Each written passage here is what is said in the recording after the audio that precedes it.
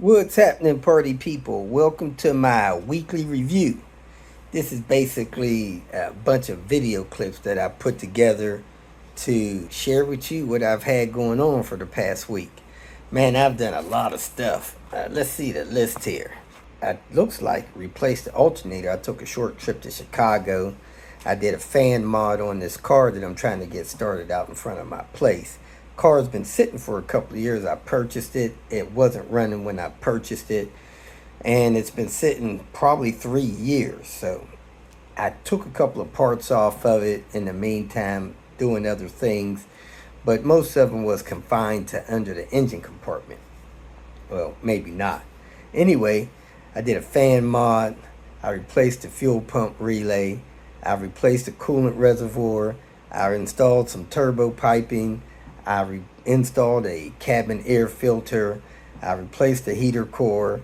I added coolant. I did an oil change, replaced the starter, replaced the fuel pump, cleaned out the fuel tank, put fresh fuel in it, and right now I'm experiencing a crank no start situation. So there's a lot of drama going on there in this video, and it is what it is. Trying to get this car started. There's a family that doesn't have a car, and they desperately need the car that I'm trying to get this thing running so they can come pick this up. So we'll see how that goes.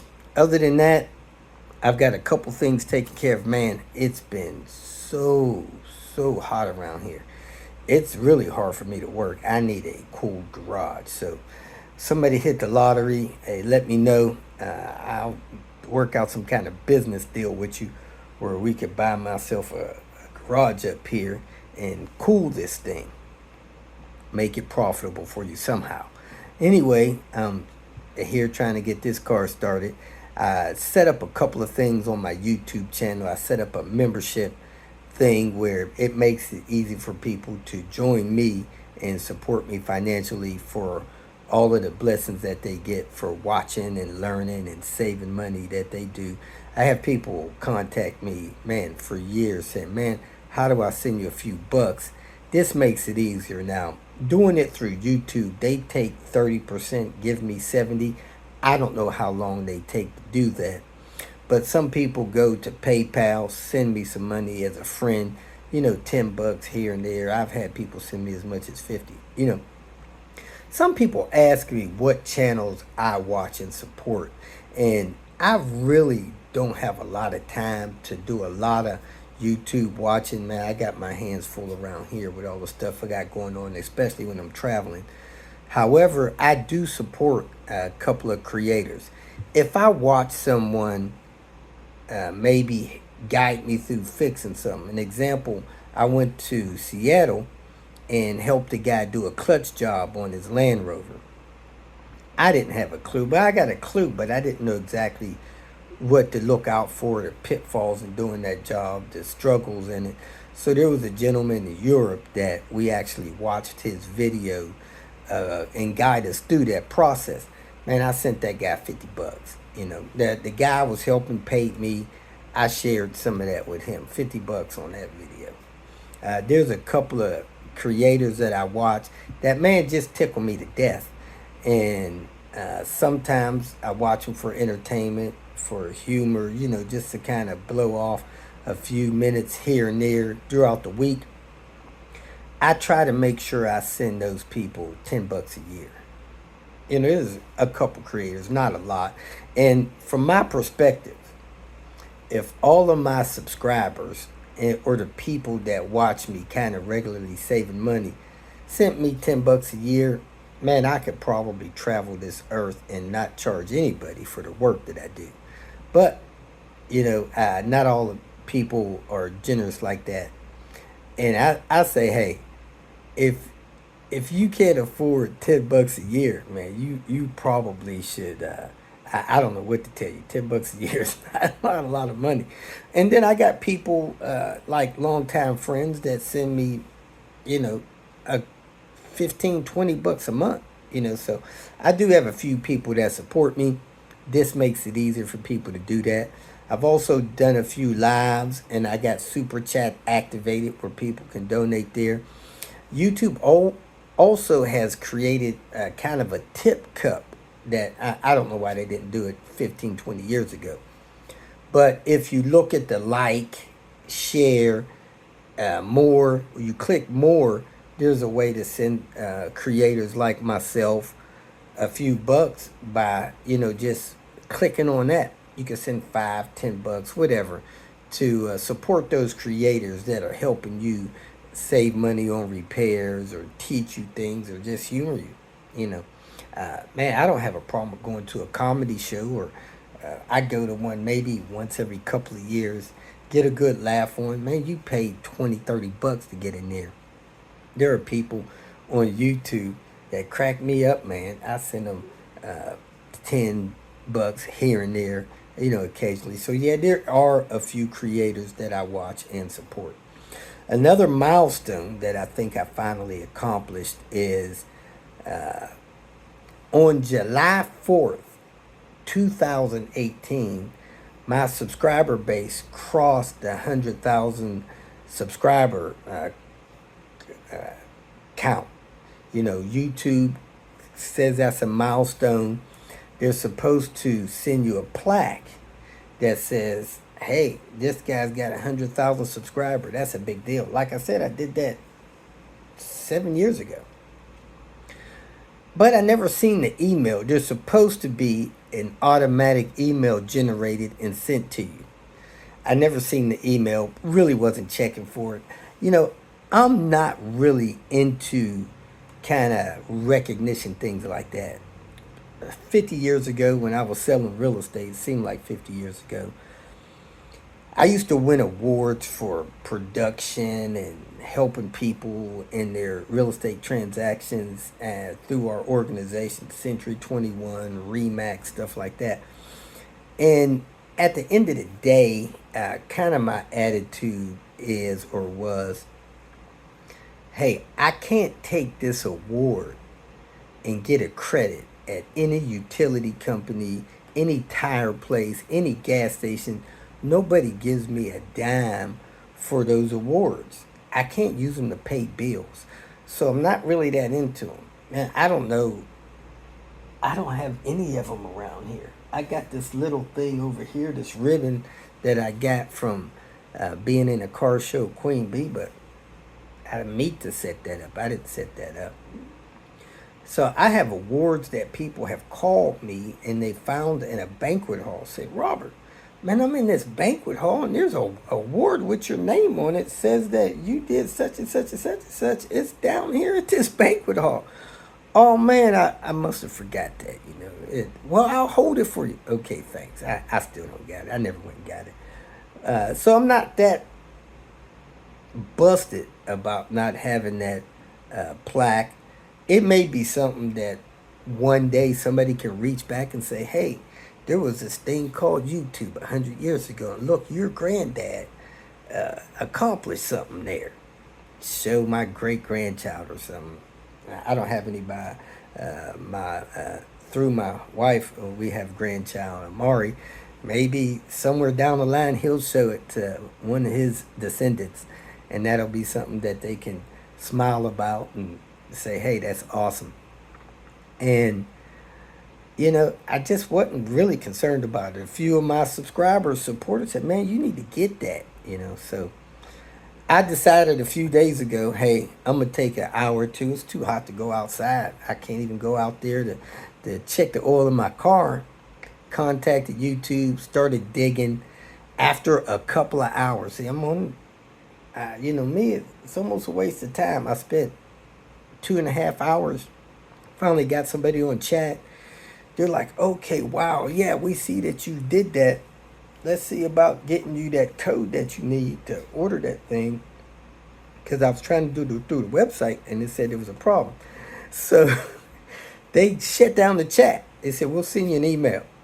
I get an email a few minutes later, and the email basically said, we don't know if you deserve this, We're going to look into it, see what's going on. If we think you deserve it, we know the milestone's 100,000 subscribers, and you got 237.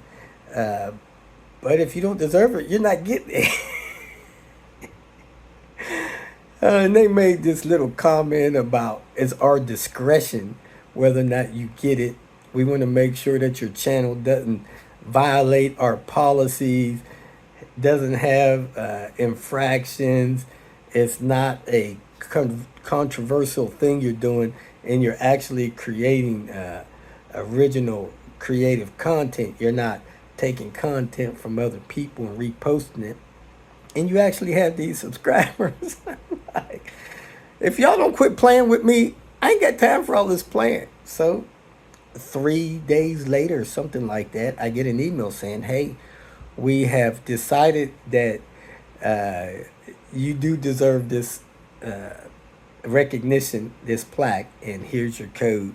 Go to the website, fill out the information, and we'll send it to you. So I got this code, and I went to the website, I completed what I needed to, and that plaque should be here shortly.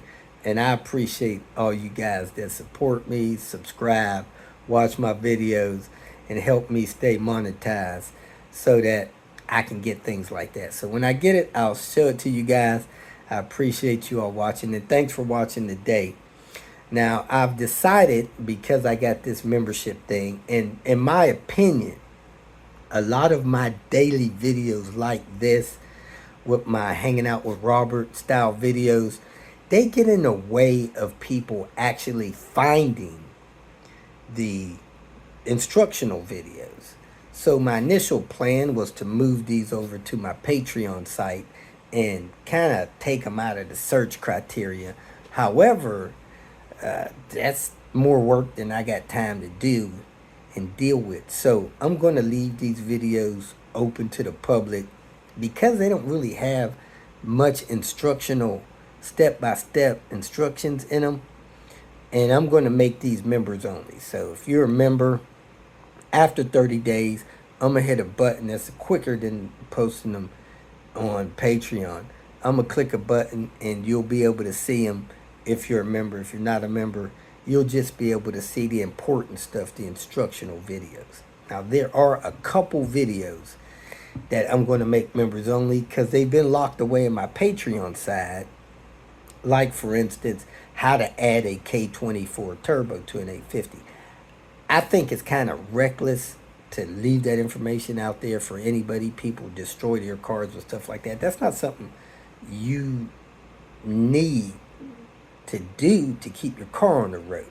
So if you want to do upgrades and performance stuff like that, I'm going to make those in the join membership as well. So they're in Patreon. They'll also be on YouTube for you to watch if you join YouTube. And that way, if you could see them, if you need them, pay a few bucks to join, something like that, and you can see those videos that's kind of locked away for the Patreon members. So there's a couple videos, not many. Adding a K24, learning how to do a data log, stuff like that is locked away in Patreon. I'm going to make it available on the public YouTube side for the people that join the site. So let me get out of here, man. This day is burning fast, and I got several things I need to do. Ship out some parts, get on this yellow car, get this thing out of here. And hey, I appreciate your support. Thanks for watching. Have a great day. Hope you enjoyed this weekly update video. Catch you later. Welcome to Hanging Out with Robert. That's me. This video contains things that I encounter throughout the day. If for some reason I complete a task and you would like to see the details, you could click on the link in the description area below. This video also contains tips and tricks that I learned throughout the years. I plan on leaving this video accessible for about 30 days. After that, you can view it through my Patreon account. Thank you very much for watching. Kicking off the Tinker Day in Chicago. Man, we put a bad alternator in this car a couple of weeks ago. Horrible, horrible. So, of course, they're long cranking the battery because it has a bad ECT as well. So this is where it is before charge. I'm going to let it sit on my charger until I get all this work done, and we'll test it when we're done. Here's that coolant temp sensor. I thought I had replaced that thing, but I don't think it could have looked that bad in, what do we say, 3 weeks or something like that. So we got a new one we're putting in.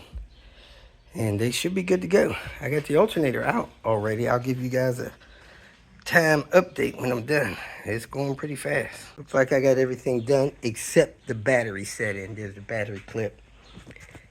ECT's plugged in, all this stuff's hooked up, ECUs are back in, coolant's back in. I'm gonna clean up because I want this thing to sit on this charge as long as possible. So it's the only tool I'm gonna have out. Everything else gonna be cleaned up and in the car. Let's see how long this took. Hour and 15 minutes. Let me clean up, put the battery in, fire this thing up, let it run a few minutes. Then I'm gonna put my scan gauge in there and make sure it's charging.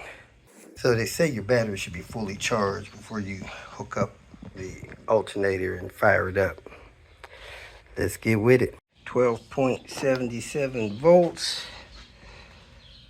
See if this battery's still good after an hour of on the charger. 68% good. All right, let's get out of here. And that's the part number for that coolant temp sensor. Fired right up. Voltage still seems low in this car.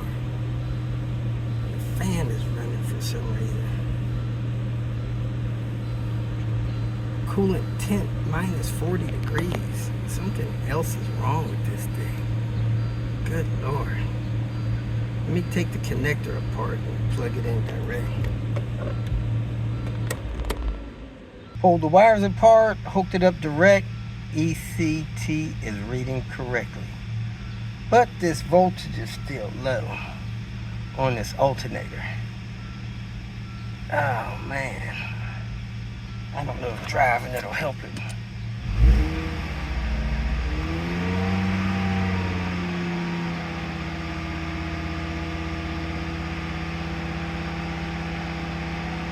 Not as bad as the last one, but it's still dripping down in the 12 mark. Oh my gosh. This one's a little better, not perfect. Well, if they have any issues with it, we're gonna cut the cables off and put regular clamps on the cable. We'll see how this works out for them. Here with Humberto's S70 T5M. We're gonna check his parking brakes, a door latch, and move on from there. Parking brake is out of adjustment, but man, this handle is really binding. Look at that, it won't even fall down when you get the button pushed in. You have to push it in, and it sounds horrible. Hear that metal grinding? So I'm pulling the center console, see what's going on in there. Now this is one good thing that was an improvement over the 850s to the S&V 70s. The way this center console boot snaps in, man. That was an improvement. Well, folks, we got 240 going on here. There's a 240, there's a 240, there's a 240, up, almost a 240, another 240, another 240, another 240, skip a space, another 240. But this one just had his front seats redone. Swedish Car Parts actually has the cushions that goes under the skins. Look at them things, man. These things are better than new. Now, if you don't want your 240 feeling like a new car, I mean like a modern new car, don't do this. But if you want that thing to be comfy and not feeling springs in your backside and legs anymore, come get you some. Link in the bio, they say. Oh, couple more 240s here. Well, folks, it is time to get back at it. On Lagoon, get this car running so I can get on this yellow car and get this thing rebuilt and out of here. So let's pop open the hood on Lagoon. I got a cabin air filter for it, turbo piping for it, battery for it. Then we should be able to start it after I install a fan. Let's get cracking. Sadly, I've taken a couple things off this car over the months it's been parked for people with parts requests because I wasn't organized enough to have my parts where I needed them. So I've borrowed parts from here. Now I need to replace it, like this coolant reservoir cap. Well, I know I have coolant reservoir caps, but where are they at my storage? I don't know. So I'm starting to borrow stuff from Lucille, not keeping track of it. So I'm gonna start keeping track of parts I borrow from these cars. Keep it in the car so when it's time for me to put this together, I can get this stuff quickly. Let me go and borrow a reservoir cap from Lucille and keep track of this stuff. What did the new coolant bottle reservoir say to the old coolant bottle reservoir? Woo woo! Thanks for keeping this T5 alive. Man, look how somebody put that clamp on there. All the way down on the edge. Hose 2. Here we go. Cabin air filter and housing. I gotta date that and mileage it and get this guide out of here. Probably tape this gasket on here. It's amazing this car went 29 years without a cabin air filter. Took the intake tube loose from the front of the turbo and got that rag out of there. Glad I didn't forget that. Let me keep trucking along here. This oil eater is amazing. I washed that center run for about 3 minutes. Sprayed it down, brushed it, wiped it off. But I'm great, test this fan, do the fan mod, and go from there. Headed to go ship some stuff off. Decided to test the fuel pump relay for somebody. And man, mine is from March 31st, 1995. I need to replace mine. Okay, I'm back from lunch. I got the fan mod done. I got the fan in place. Getting ready to secure the fan shroud to the radiator and start hooking up my intercooler stuff. I put the cabin air filter in. I'm gonna put a piece of tape in there with a label on that. I could probably print those labels from my little printer I have in the house. Just don't know how sticky they are, but I cleaned that up pretty good. So let me go ahead and put a cabin air filter sticker on there and keep this moving. Well, folks, this is probably the big day. Look at all these flies on this trash can. Man, there's something in there they want. Anyway, I went and picked up coolant and transmission fluid and I think oil yesterday for this car. It definitely has to have some coolant in it before I can start it. I think it has oil and transmission fluid, but that stuff needs to be replaced. So I need to put this on, and this thing's probably ready to be started after I put some coolant in there. That looks tight enough. I don't know if there's anything else other than that. Oh, I need to drop a battery in there. So let me go test the battery, make sure it's full of distilled water, then come back out here and drop the coolant in here and see if this thing will fire up. Now, I'm pretty sure I need to replace the heater core in here. However, I don't want to do this in the street. I kind of lay in the street when I do stuff like that, or lay out from the car. And I really don't want to be in the street around here working on this car. Maybe I can do it. Let me think about whether I'm going to do the heater core now, since it's void of coolant, and go from there. Still has the heater lines. I need to find a bracket for this heat shield. I think that stops that heat shield from vibrating. And if I could find a seal for this engine cowl, I'll do that. Not necessary. I've seen these things missing, but if I got one, I'll put one. Definitely put one there. So let me go test the battery and get a battery out here and put this thing on and move forward from here. But it's really close. I didn't realize that the slash was missing from the grill. I don't know if I'm gonna let that bother me or not, but it is missing. Here is the battery I have for this thing. It's rated at 650 cold cranking amps. And it currently has, drum roll please, Dang, it's 100%, 690 cold cranking amps. I was going to crack this thing open, try to add some water in it, but at that, I'm going to leave that be. This thing's like a brand new battery, so let me go put this in the car and go from there. All right, let me get some gloves on, move some stuff around, look at this heater core, and decide whether or not I'm going to replace it here or move the car first. Also need to install some wiper arms and wiper blades. So the next thing I'm going to do is check this heater core. This heater core, crap, left this goddamn car unlocked.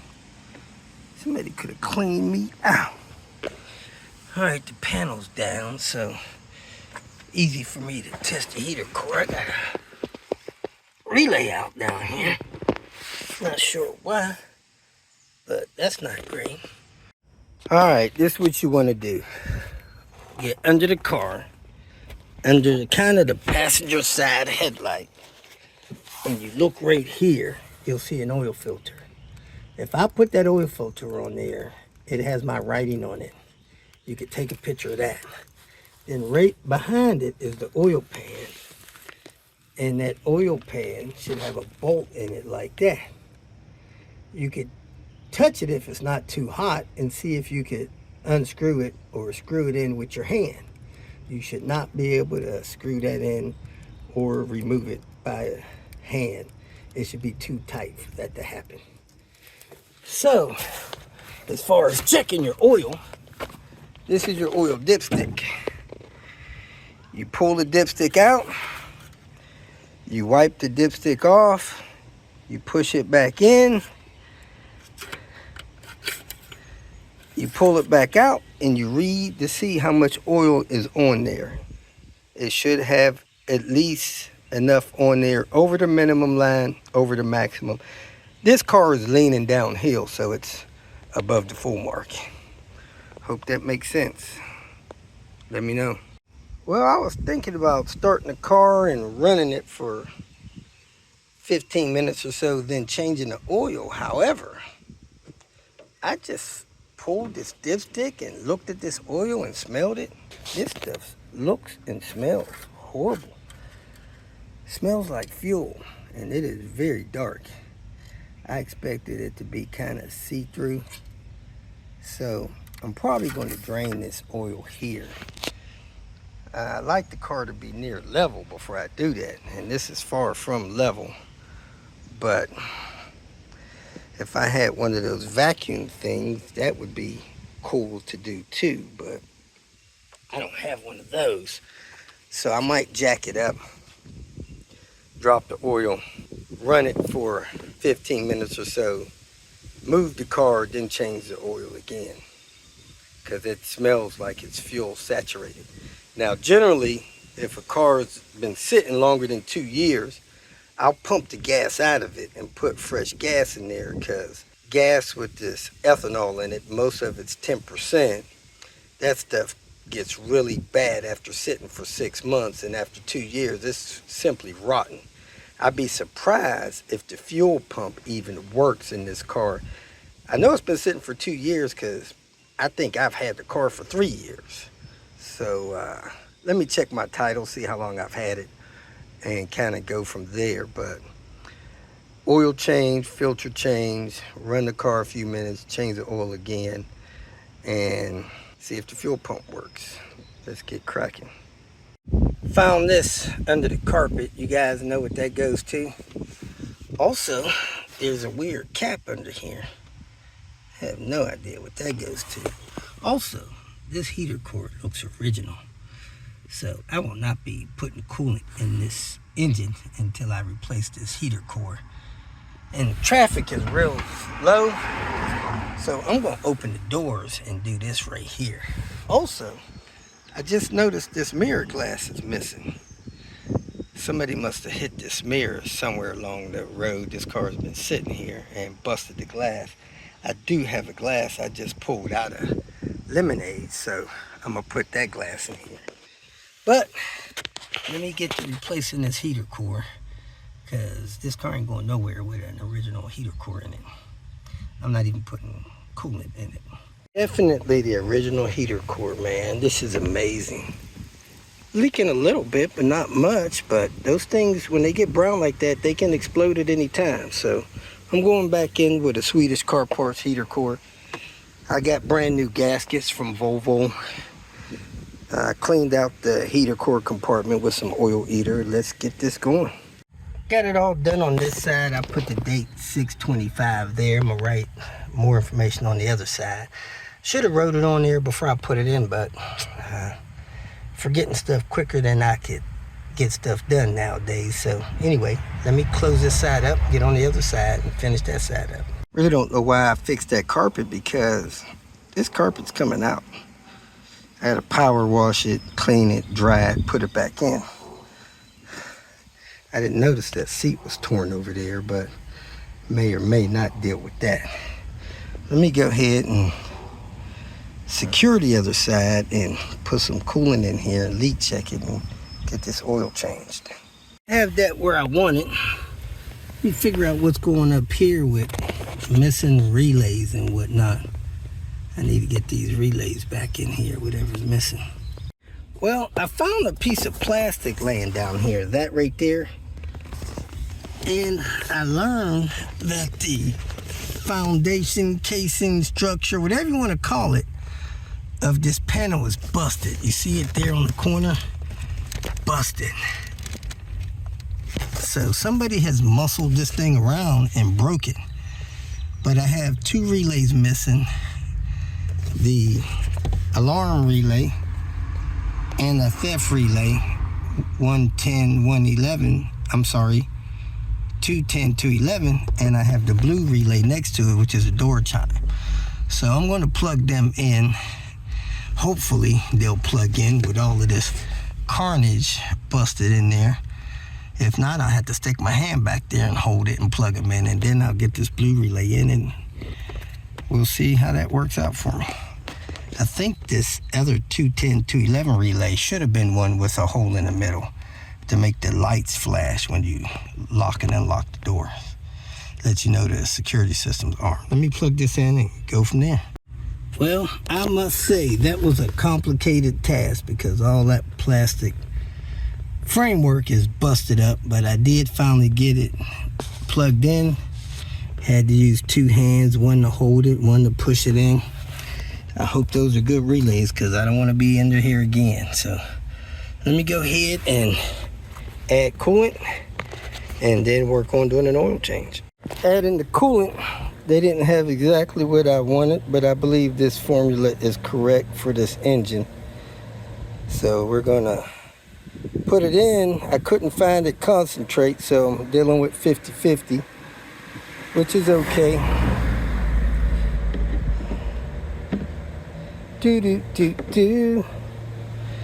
Let me see if I can get it to take some more.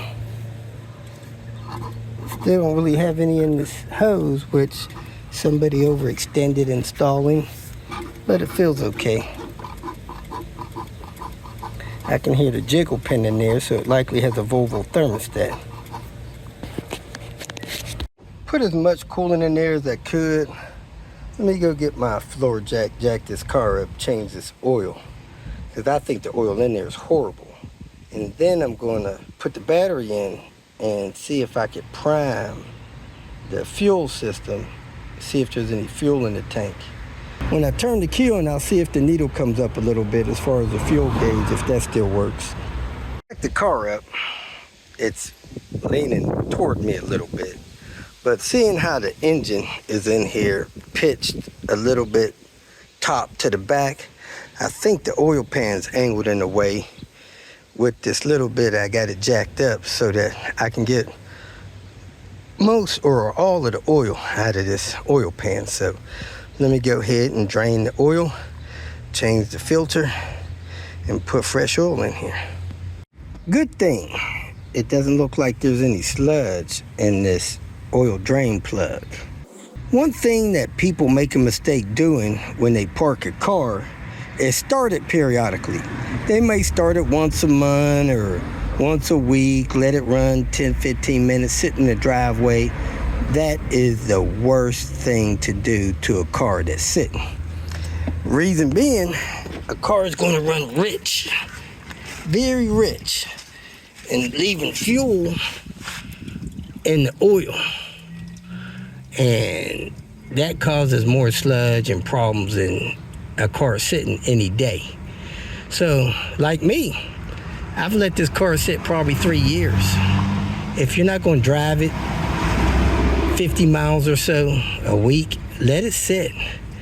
But that oil is black and it smells like fuel. So this car's been run rich for a while. Let me go get a new drain plug washer and plug that up, get this oil filter off of here. I don't know if I've ever seen that before. Is that a bubble on that hole for the oil filter? It looks like a bubble. I'm gonna see if I can bust that bubble.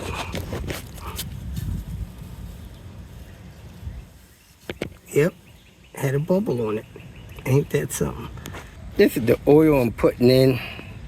They say it's good for 10,000 miles. I would replace it 7,500 miles 3 or 4 times and then do an oil lab test and go from there. But let me prime the oil filter so that it's full of oil when I go to crank the engine. That's the information I put on the oil filter. I overfilled it a little bit. That's why you see a little bit dripping. So I'm going to wipe that down, start the car, make sure it doesn't leak when I get to that point. Next, I'm going to hook that up, install it over here, set the battery in.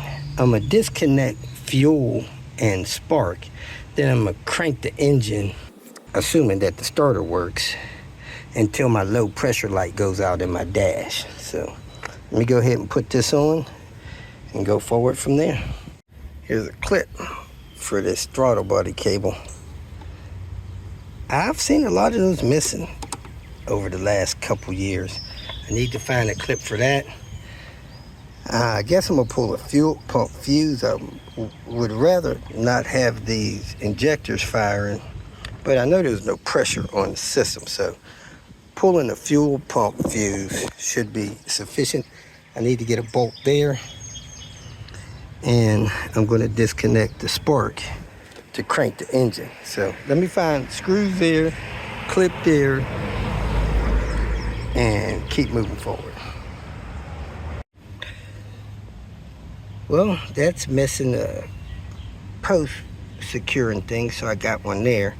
I'm gonna take this brush and snip a bunch of the bristles off of this so I can get it inside there and use this as a battery terminal cleaner, because the one I have is really messed up. The ends of them always bust off. Maybe I'll find one that's worth something one day. I borrowed this clip from Lucille. Man, I had one of these. I remember where it is, so I'm gonna try to get my hands back on that. So let me put this clip here. I got 2 screws for in there. I got a screw for this here. I got the computer top I'm gonna clean off and put that over there. Put that one back on Lucille and keep moving forward. Hey, my coolant went down. That's good. I put that gasket right there. I put that clip right there. Put a screw in there. I got the right cover for this. Got 2 clips in it. I got the vent pipe here that goes over to the radiator. Clean that up. And I need to find an engine cover. But really, I want to look at one of those spark plugs, look and see if they look bad or not before I go all the way. So let me put this cover on, put this on, make sure everything is plugged in, and pull the fuse for the fuel pump, disconnect spark, and start cranking this thing. Every time I look at this bucket, it seems like this oil level gets higher. So I need to get that out of there, pour it into this bucket over here, and I am going to have lunch. Getting a little famished. So before I crank this car, I'm going to go have lunch. Let me straighten this up, secure my tools, and go get lunch. Well, folks, it is time to crank this thing up. Hopefully that came from my little oil leak from changing the oil there, that spot on the ground. So I should have oil in here now. Let me wipe that off. Oh man, yeah, that stuff is very clear on there. So I got good clean oil in the engine. I need a battery clip. The battery's connected. I got the fuel pump fuse pulled right there. Let me unplug the ignition, which I have. So let's crank the engine until the low oil pressure light goes out. It is hot in here. I don't really need all this other stuff going on just to start this car. Well, wiper work. That one's lifting off the windshield. All right, we got all our lights, it appears. Close the door so nobody knocks it off. Roll the window down. Oop. Move this mirror out so all that stuff don't come in the car. Roll the window down so I'm not burning up in here. Hey, windows work. Let's crank it until our low oil pressure light goes out, which is right there. No cranky. Uh-oh.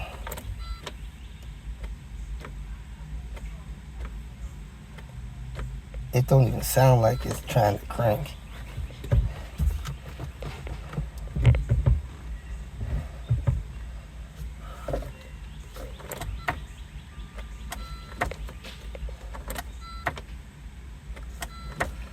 I don't know if that means the starter's jammed up. Let me go out there and hit the starter. Well, the good thing, I don't have much gas in this car. It's on E.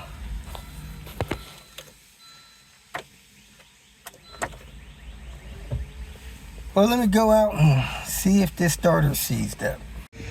I'm glad I got a little more room to reach in here with this starter. But I'm gonna put a wire over there to the starter solenoid from this battery post and see if I get that starter to engage. All right, I have the alligator clamp on the solenoid, and I'll touch this on this positive lead over here, and that starter should engage. Nothing. So I'm gonna assume that starter is dead. Let's go ahead and replace the starter. I tested this thing and it worked fine.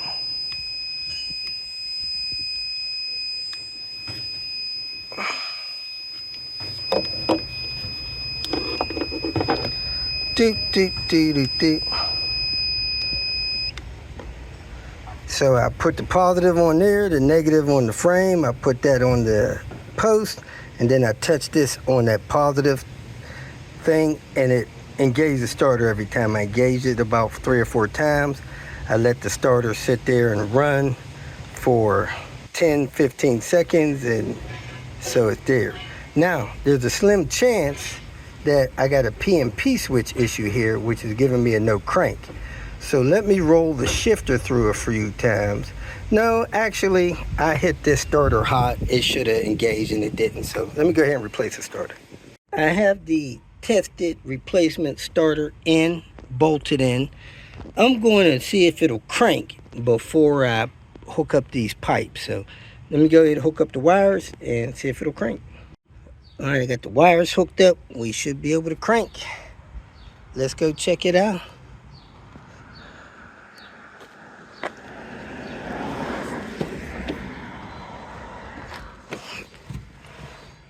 Beep, beep. Hey, the power seat works. And the recliner works. Here we go. And we cranking. A little bit slow, but let's try to get this oil pressure light out. Doesn't sound real good. Maybe it's the tools bouncing around in there. Something sounds loose under here. Anyway, I'm gonna rest the starter for a couple seconds and crank it some more. Well, this alternator is cooking. I suspect that's going to be bad.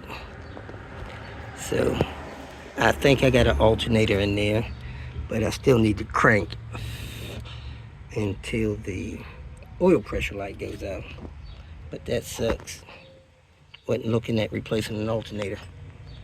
I disconnected the alternator, didn't want that thing burning anything up. It's going to be turning.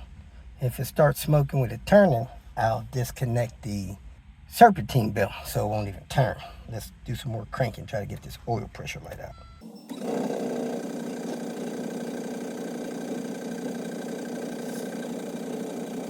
There we go.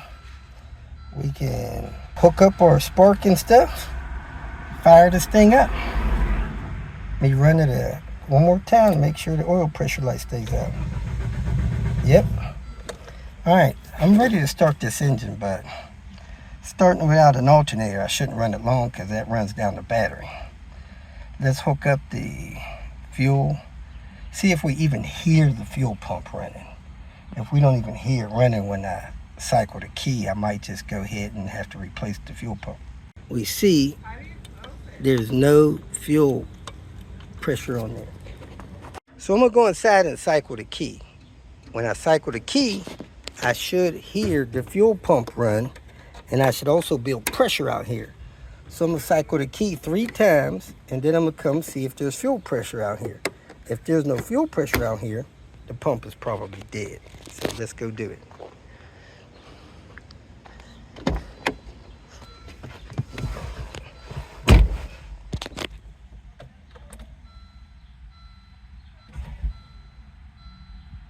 I don't hear the pump running. So we're gonna do that 3 times.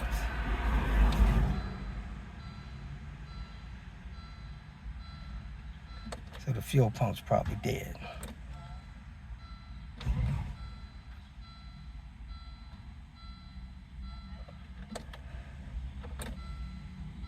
I'm gonna let it crank this time for about 5 seconds. Then I'm gonna go check, see if there's fuel pressure.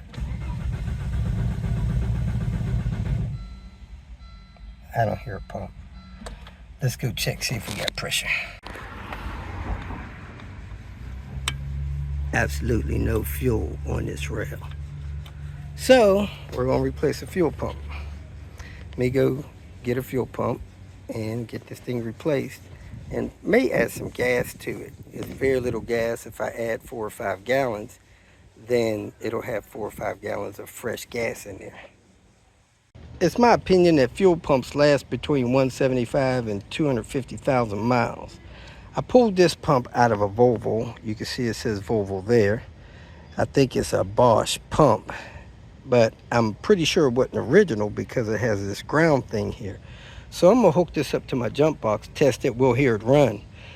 There's a myth that fuel pumps running without fuel running through them burn up, and I did a test and debunked that myth. But anyway, let me hook up my jump box and listen to this pump run. I could also immerse it into something, preferably fuel, and see how much pressure it pushes out, but I don't really think that's necessary. If it works, I'm gonna drop it in and then put some gas in this car and try to start this thing up. Instead of wrestling with the jump box, I'm just gonna go ahead and hook it right up to the battery since I got these little alligator clamps. And there it is. Doesn't sound real good.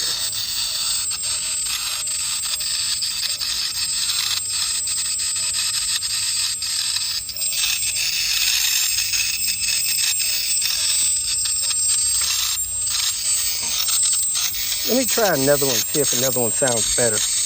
This is a new aftermarket fuel pump that I often recommend that people buy off of eBay. I think it's called Herco.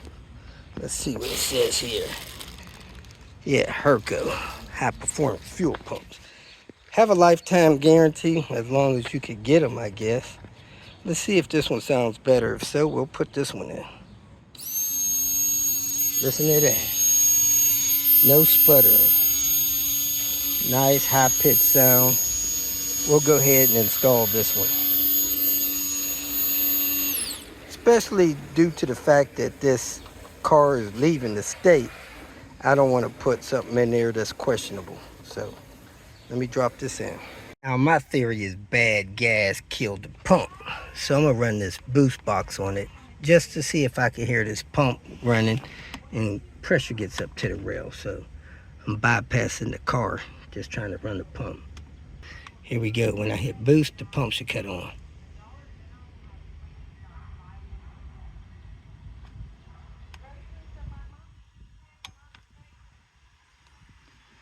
Yeah, I don't hear any pump coming on.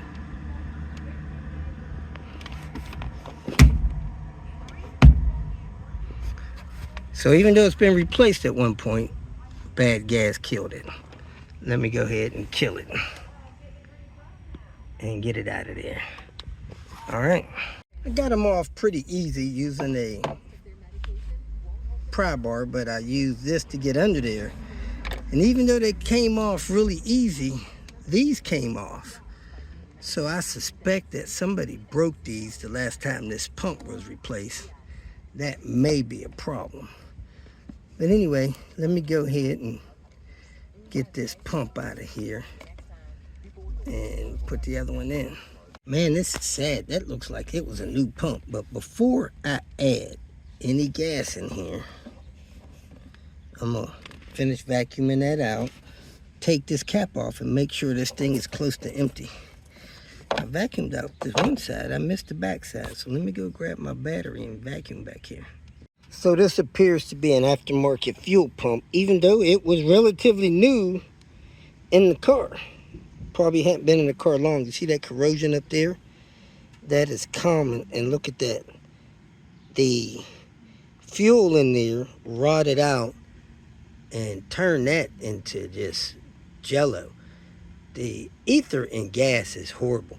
So if you're ever going to park a car, go get some real gas. I'm not sure what kind of pump this is, but man, you can see the fuel in there ate up the sock. And the fuel level is pretty low, but I really should pump this fuel out of here and not send this stuff up to the fuel injectors. If we look in the tank, it's going to probably look dark in the tank. So the best thing to do would be to drain this fuel out of here, pump it out, and then put fresh fuel in and then try to start this thing. Let's turn the light on so we can see down in there.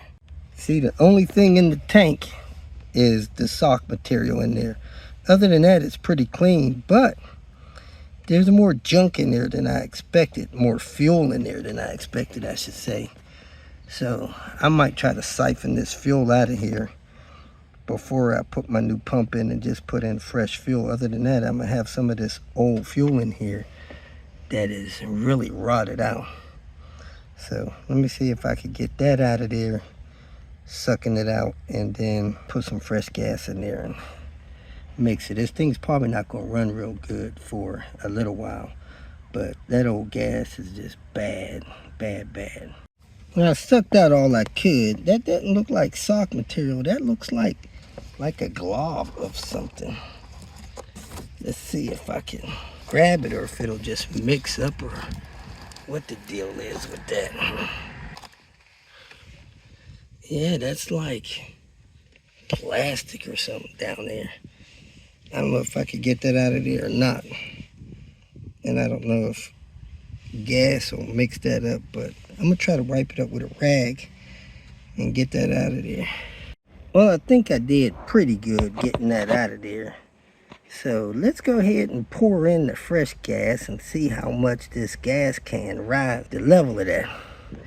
Right there, I think we have maybe a ½ inch of gas in there, quarter at the least, and I got that tank of gas right there. So let's go ahead and pour that in there and see how much it raises that level after I vacuum this out. Well, I see here that the fuel door lock deal has been taken loose, removed, or something. So we don't have to worry about that locking that. See how many gallons this thing claims it is. I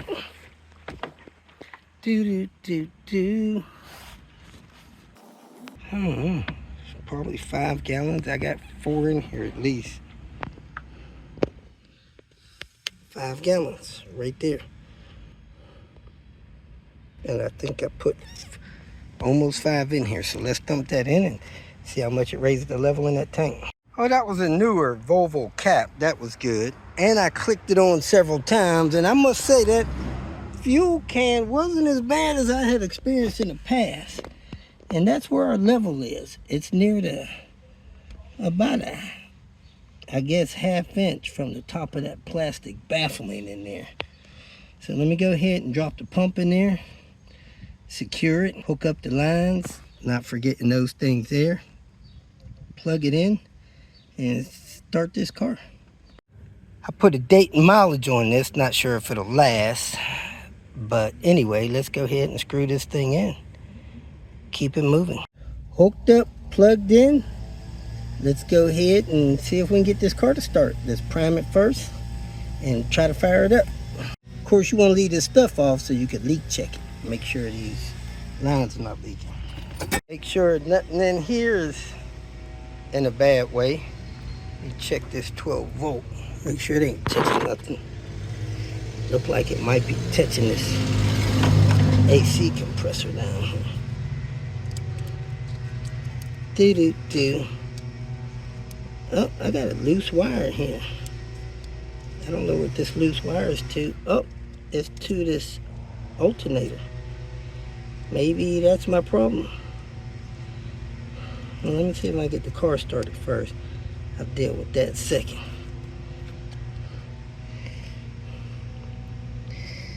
Do-do-do-do-do. Let's go, folks. Prime it, try to start it. Left the key out here. Excuse me. I have not checked spark plugs yet. They're probably fouled from them starting the car and trying to warm it up.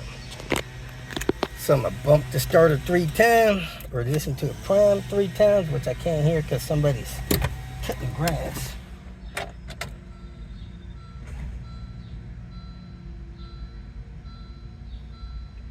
Yep, heard the fuel pump.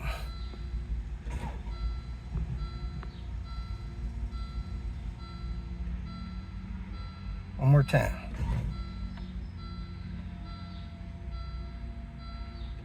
All right, let's try to start it.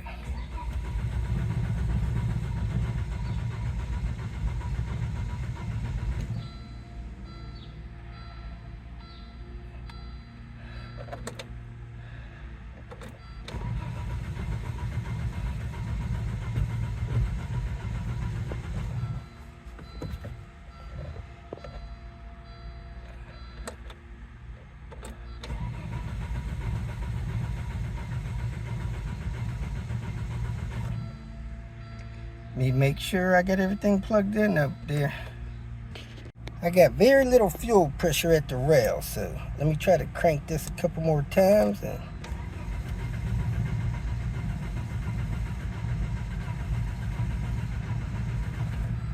dang. Let me try to push on the gas pedal here. See if that makes a difference.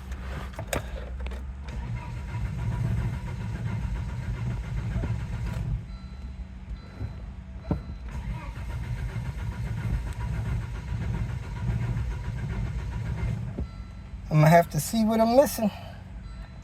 Let me go unplug the mass airflow sensor, see if that matters. I do not have a lot of fuel pressure at the rail, so I'm probably gonna have to troubleshoot, see what I'm missing. Spark, fuel, compression, timing, and air. Well, I know my timing's right. Just put a timing belt on there. The air should be right. I just put a mass airflow sensor there. I need to check for spark. I know I got fuel pressure, but I don't know if I got fuel opening up at the injector. So I could check this plug, see if they're wet, or I could spray some starter fluid in there. But let me try one more time. And then really it's the end of the day. I might have to call it a night, dig into this again tomorrow.